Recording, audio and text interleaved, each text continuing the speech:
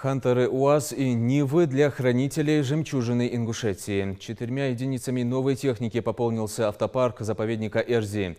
И в лес, и в степь, и в дождь, и в снег. Задача по охране горной части региона с автомобилями высокой проходимости для сотрудников теперь станет удобнее и легче в разы. Подробности в репортаже Зелимхана Калуева.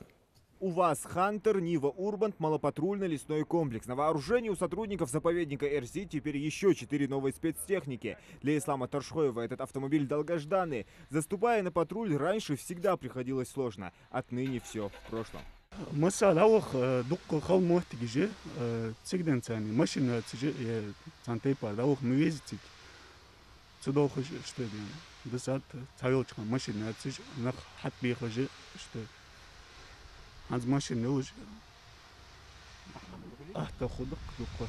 «36 тысяч гектаров природного богатства теперь под защитой. Спецтранспорт был просто необходим для работы. Казалось бы, зачем заповеднику нужен многопрофильный трактор-экскаватор? Он будет выполнять сразу несколько важных функций. Прокладка и ремонт, противопожарные дороги, обустройство мест отдыха для туристов, к примеру, беседок и других территорий. В общем, в хозяйстве пригодится все.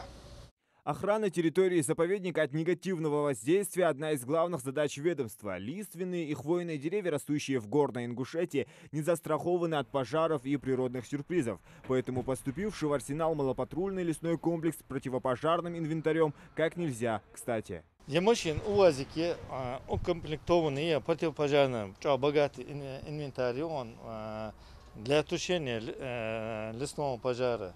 Я техник заповедника езжер. Я рюачер УАЗик 2007 года. Но он комплектация яцерцен. Так на пожароопасный сезон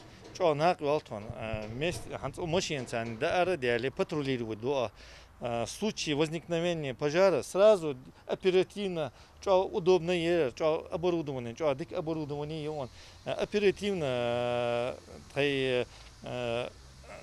возникший пожар тушим оперативно.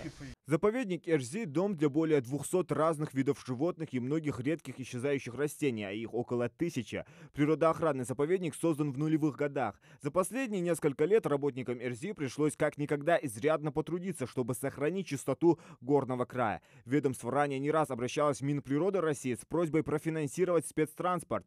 Вопрос сдвинулся с мертвой точки благодаря главе Ингушетии. В прошлом году мы обратились к нашему главе Калимату Мамуду Аль-Мушариповичу с просьбой выйти с ходатайством Минприроды России о предоставлении заповеднику дополнительной возможности приобрести специализированную технику. В этом году наш глава встречался с министром природных ресурсов и экологии Российской Федерации Дмитрием Николаевичем Кобылкиным.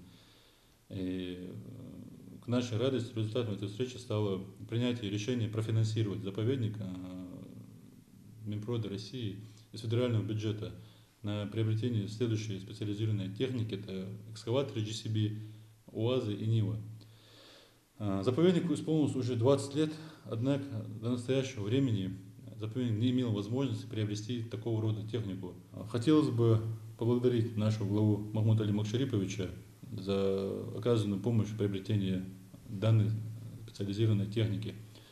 Мы понимаем, что без внимания и помощи Махмуда Али Макшариповича, скорее всего, заповедник не приобрел бы имеющий на сегодня специализированный автотранспорт.